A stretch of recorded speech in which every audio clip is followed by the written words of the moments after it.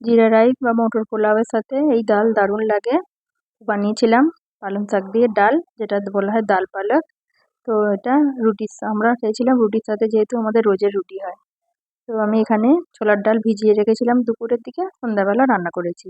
ওই ঘন্টা চারেক, 3, সাড়ে 3, 4 ঘন্টা ভিজেছিল। আর নিয়েছি কিছুটা মসুর ডাল, ধুয়ে নিয়েছি। তো আমি যতটা ছোলার ডাল নিয়েছি তার 4 ভাগের 1 ভাগ মসুর ডাল নিয়ে এটাকে আমি সিদ্ধ করে নেব কুকারে দিয়ে। আর এই ফেনাটা আমি ফেলে দিচ্ছি একটু তুলে। এর মধ্যে দিয়ে দেবো আমি কয়েক কোয়া রসুন দিয়েছি, 1 চামচ ঘি, অল্প একটু লবণ, হলুদ দিয়ে এটাকে আমি সিটি মেরে নেব। যতক্ষণ সিটি মেরে নেব, তারপর আমি এর সিটি মারতে রেখে এটা আমি কিছুটা মশলা তৈরি করে নেব। এখানে আমি পেঁয়াজ কুচিয়ে নিয়েছি, আর আদা রসুন কুচিয়ে নিয়েছি, কাঁচা লঙ্কা নিয়েছি, টমেটো নিয়েছি। তো আমি কড়াইয়ে তেল গরম করে প্রথমে এখানে দিয়ে দেবো রসুন কুচি, আদা কুচিটা দিয়ে দেবো। আদা কুচি দিয়ে আমি এটাকে অল্প একটু লাল লাল করে ভাজা হয়ে যাওয়ার পরে আমি এখানে পেঁয়াজটা দিয়ে দেবো। পেঁয়াজ লঙ্কা দিয়ে এটা ভেজে নেব। পেঁয়াজটা আমি পুরো গলিয়ে নেব না, যেন একটু গোটা গোটা থাকে, সেই অবস্থায় আমি এখানে একটু হিং দিয়ে দিলাম। দিয়ে এটা আমি ভেজে নেব, অল্প একটু ভেজে নিয়ে পেঁয়াজটা ভাজতে দিয়ে আমি এদিকে পালং শাকটা কুচিয়ে নিয়েছি। এখানে 1 আঁটি পালং শাক আছে, একদম কচি পালং এটা। তো এটা শীতকালেই বেশ ভালো লাগে। পালং শাকটা আমি কুচি কুচি করে কেটে রেখে দিচ্ছি সাইডে। দিয়ে আমি এখানে এই যে কাটা হয়ে গেছে। আর ওদিকে আমার পেঁয়াজটাও প্রায় ভাজা হয়ে এসেছে। এই যে ভাজা হয়ে গেছে, আমি এর মধ্যে এবার টমেটোটা দিয়ে দেবো। টমেটোটা দিয়ে আমি এর মধ্যে একটু লবণ দিয়ে ভালোভাবে ভেজে নেব। ভেজে নেওয়ার পর এতে কিছু শুকনো মশলা দিচ্ছি।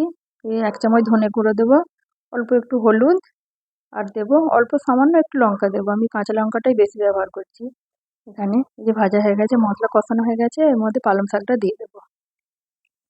পালং শাকটা দিয়ে আমি ভালোভাবে পালং শাকটা এই মশলার সাথে কষিয়ে নেবো, যাতে পালং শাকটা নরম হয়ে যায়। ডালের সাথেও অনেকে কুকারে দিয়ে দেয়, কিন্তু ওটা দিলে কি হয়, পালং শাকের রঙটা আর সবুজ থাকে না। এই ভালোভাবে কষিয়ে নেওয়ার পর আমার ডালটা আমি যতটা পরিমাণ জল দিয়েছিলাম গরম করে নিয়ে আর এখানে কড়াইয়ে ঢেলে দিলাম। কিছুটা গরম মশলা আর ধনেপাতা দিয়ে দিলাম। ডালটা ফুটে যাওয়ার পরে এটাকে আমি আরেকটু ভালোভাবে ফুটতে দেবো। ততক্ষণে আমি একটা প্যানে তরকা রেডি করে নিই। এখানে নিয়েছি বড় চামচের 1 চামচ ঘি। ঘিয়ের মধ্যে অল্প একটু 1/2 চামচ মতো গোটা জিরে আর শুকনো লঙ্কা দিয়ে এটাকে ভালোভাবে জিরেটা চটকে যাওয়া পর্যন্ত আমি ভেজে নেব। আর এর মধ্যে আমি অল্প কিছুটা রসুন আর আদা কুচিয়ে রেখেছিলাম, ওটা দিয়ে দিচ্ছি। এটা দিলে, এই তরকাটা দিলে ডালের ফ্লেভারটা আরও বেশি দ্বিগুণ হয়ে যায়। আর অল্প একটু লঙ্কা গুঁড়ো দিলাম, এতে কালারটা খুব সুন্দর আসে। এই যে ডাল আমার রেডি হয়ে গেছে। তো এর মধ্যে আমি এবার তরকাটা দিয়ে দেবো। তরকাটা দিয়ে গ্যাস বন্ধ করে দেবো। দিয়ে এটাকে একটু ঢাকা দিয়ে রেখে দেবো 1-1.5 মিনিট মতো, যাতে ওই তরকার ফ্লেভারটা পুরো ডালের সাথে মিশে যায়। দেখুন আমার ডাল পালক রেডি হয়ে গেছে। এইভাবে বানিয়ে দেখবেন, খুব সুন্দর লাগে। শীতের পালং শাক দিয়ে কিন্তু দারুণ হয় এটা। গরমকালে অতটা ভালো লাগে না। তো এটা আমি শিখেছিলাম এখানের একটা নিউজ পেপার দেখে। কেমন লাগলো জানাবেন। ভালো লাগলে অবশ্যই বানিয়ে দেখবেন।